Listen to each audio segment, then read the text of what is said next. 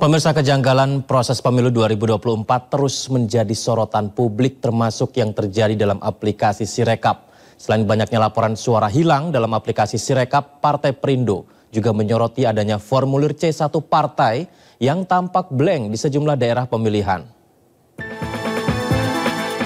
Formulir C1 Partai Perindo di sejumlah daerah pemilihan seperti di Jabar 4, Banten 3, dan DKI Jakarta 2 tampak blank di aplikasi Sirekap. Seperti yang Anda lihat, tampilan blank pada formulir C1 Partai Perindo ini bukan kali pertama terjadi, pemirsa.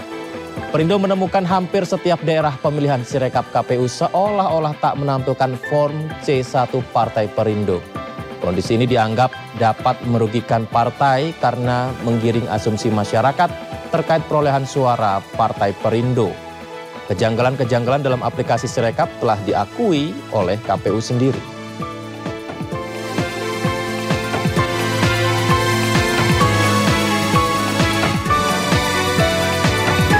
Dan untuk membahasnya, kita telah terhubung dengan Sekjen Partai Perindo, Ahmad Raufik, dan kami masih menantikan untuk terhubung bersama dengan pemerhati telematika Roy Suryo untuk bergabung bersama kami.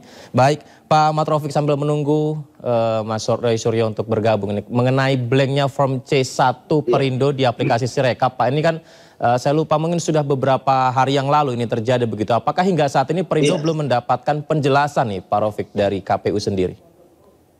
Ya, terima kasih Mas Yudi. Jadi sampai saat ini kita terus melakukan investigasi karena dari KPU juga belum ada perbaikan yang signifikan sebagaimana yang dijanjikan. Baru saja saya juga ngecek terkait dengan perolehan suara Partai Perindo di dapil saya misalkan.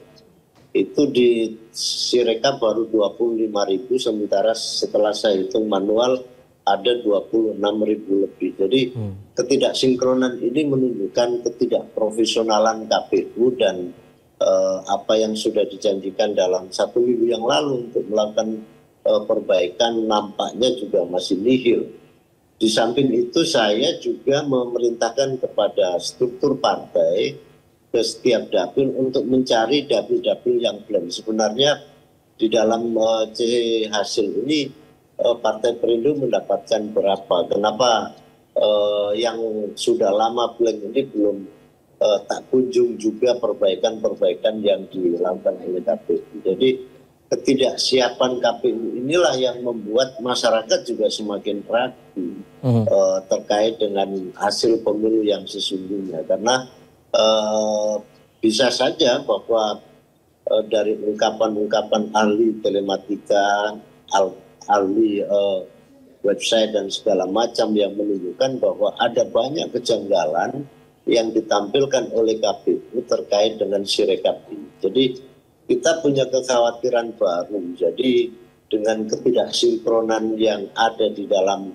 nilai Sirekap ini, yang ditampakkan oleh Sirekap ini, itu akan disesuaikan dengan hasil yang manual di mana perhitungan berjenjang itu telah dilakukan hari ini.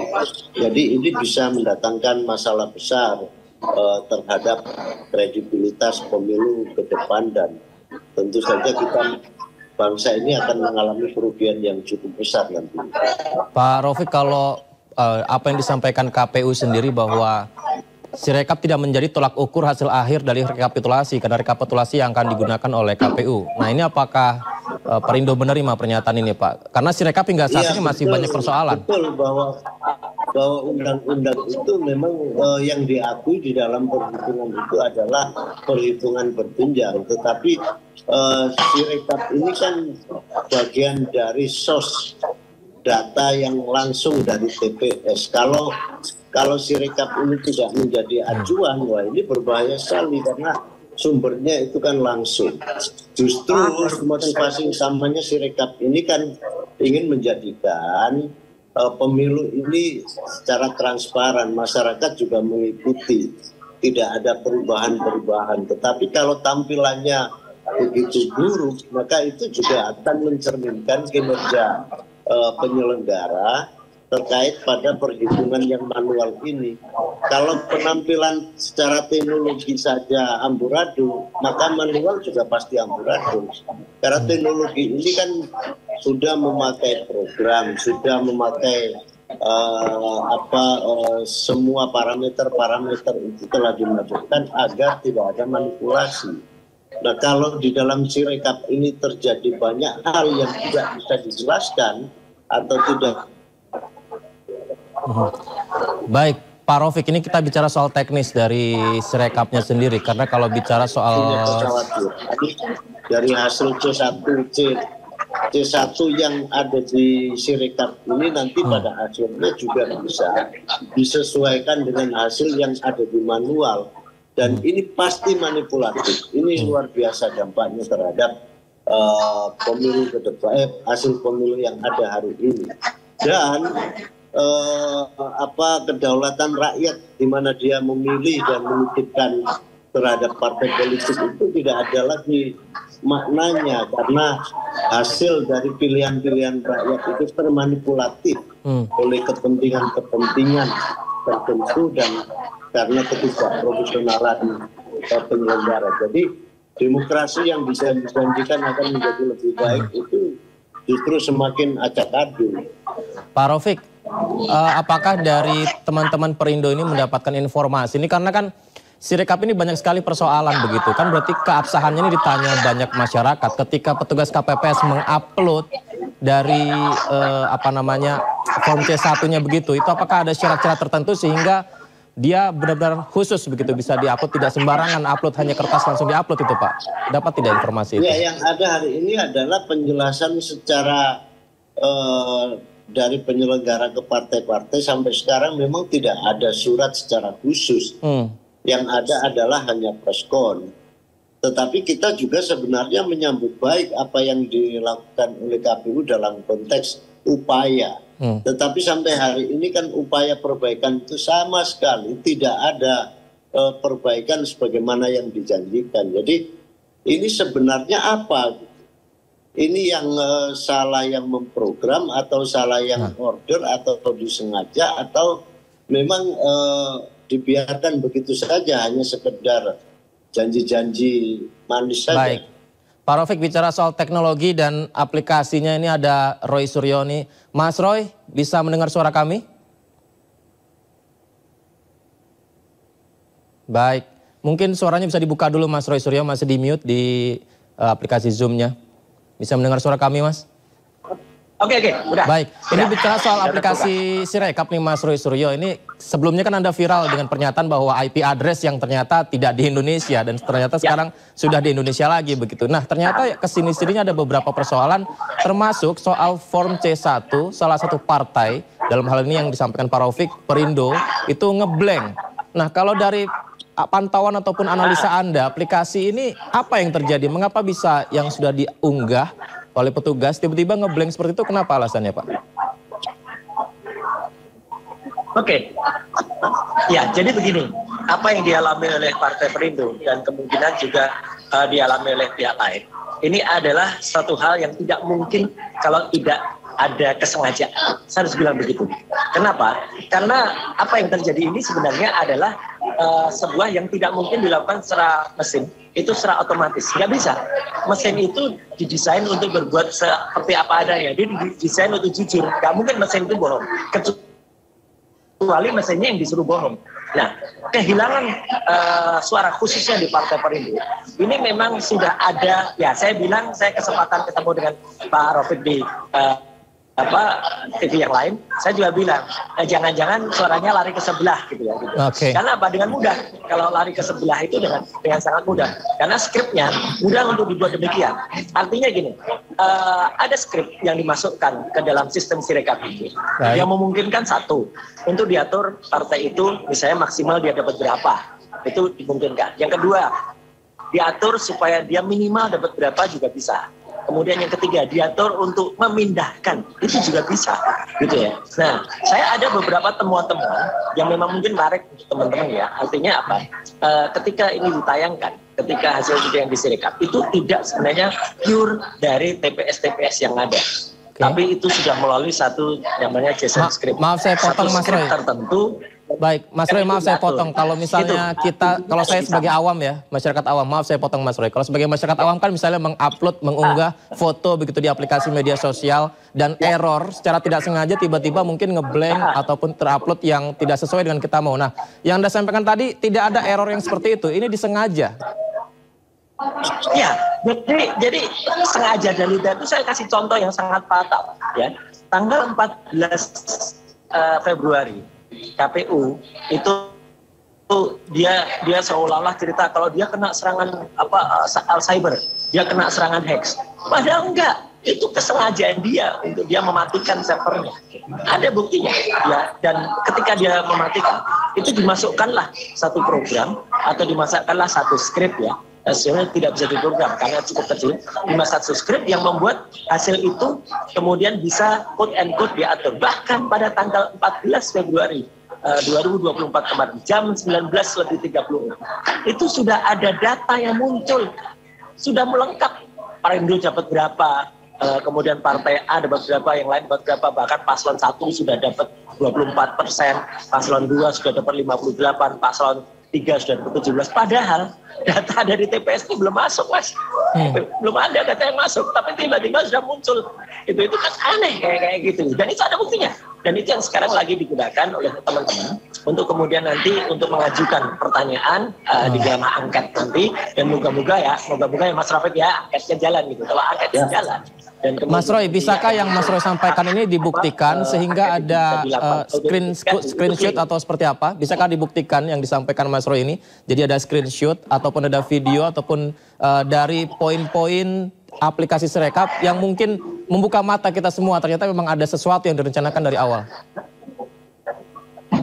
Iya, memang. Jadi memang kuncinya angket itu saya minta kepada teman-teman yang mengusulkan angket itu kuncinya harus dilakukan melakukan audit investigatif ya, audit investigatif forensik.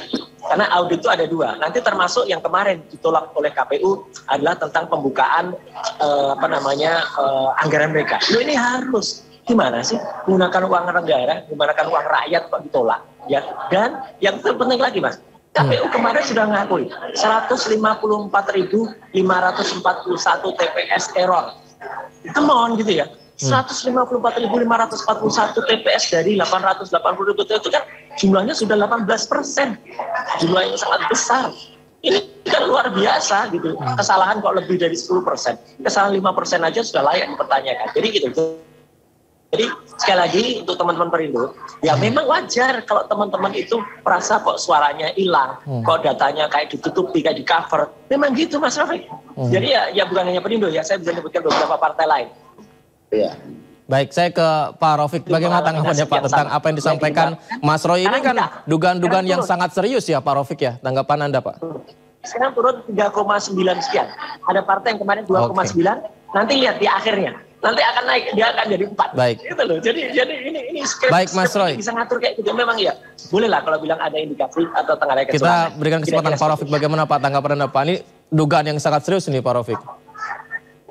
Ya memang apa yang disajikan oleh Mas Roy ini sangat luar biasa dan ini membuka mata kita dan sekaligus rakyat Indonesia juga pasti mengikuti apa yang disampaikan oleh Mas Roy. Nah, tentu karena ini sudah menjadi keresahan dan merugikan semua pihak, tidak hanya partai politik tetapi hangusnya suara rakyat, maka penting di dalam hak angket itu harus ditelusuri secara optimal agar masyarakat juga tidak menjadi korban dan agar penyelenggara tidak sewenang-wenang. Karena apa yang disampaikan oleh Mas Roy tadi memang dasar sekali, luar biasa. Pengalian suara itu memang bukan rahasia umum lagi. Semua masyarakat juga mengetahui bahwa ada praktek-praktek suara yang dialihkan untuk kepentingan tertentu. Dan inilah letak ketidakprofesionalan dari penyelenggara. Kenapa ini bisa terjadi? Dan saya berharap Bawaslu juga melakukan optimalisasi di dalam pengawasan. Karena saya melihat Bawaslu juga masih datar-datar saja, sementara apa yang menjadi temuan-temuan termasuk yang ditemukan oleh Mas Roy ini luar biasa. Ini pemilu menjadi tidak ada artinya sama sekali. Dan Bawaslu bisa menuntut terkait dengan audit forensik yang tadi disampaikan. Baik, Mas Roy, closing statement mungkin ini bicara soal aplikasi Sirekap kembali, bahwa tadi dugaan-dugaan serius yang Anda sampaikan itu, apakah ini faktor karena error checking yang nggak ada, atau memang semua ini bukan error checking tapi emang diatur dari awal, Mas Roy? Halo Mas Roy. Ya, jadi sekali lagi saya melihat bahwa moga-moga apa yang saya sampaikan secara teknis ya, itu bisa membantu untuk teman-teman khususnya di Partai Perindo untuk menyusun laporan atau untuk menyusun sanggahan atau bahkan gugatan atau bahkan penolakan terhadap ini. Ya, saya tidak berpikir politis ya, Mas ya, tetapi saya lebih berpikir saya akan support data-data teknis untuk itu. Ya, karena ada data dan saya merekap itu, Mas Rafiq dan pemirsa NC di mana berada, itu saya merekap itu tuh sebenarnya sejak hanya semenjak hari pertama, tapi semenjak beberapa bulan sebelum Sirekap ini. Karena Sirekap ini kan sebenarnya sudah diuji coba pada 2 tahun yang lalu ketika pilkada. Dan itu sudah saya tengarai, ada beberapa temuan-temuan yang ada. Ada beberapa kesalahan. Waktu itu hanya masalah network ya, tapi kok diteruskan. Nah kemudian perbaikannya malah tidak kemudian dilakukan dengan baik, tapi kok malah sekarang malah ditambah. Ada penambahan kesalahan, dan ini semua akan bisa berguna. Teman-teman, bagi teman-teman partai yang sekarang masih berjuang, saya juga berharap teman-teman terus berjuang ya gitu untuk kemudian menegakkan kebenaran. Saya siap support untuk data-data itu ya, dan saya memang sekali lagi saya masih tetap independen, saya tidak berhubung di pihak manapun, tapi saya hanya berkata yang apa yang saya. Baik Mas Roy, terima kasih banyak. Terima kasih banyak karena tentu saja ini berhubungan dengan suara rakyat, jadi rakyat berhak mendapatkan penjelasan atas persoalan-persoalan yang terjadi ini ya, demi pemilu yang adil dan jujur. Terima kasih Sekjen Partai Perindo Ahmad Raufik dan pemerhati telematika Roy Suryo telah bergabung bersama kami. Salam sehat.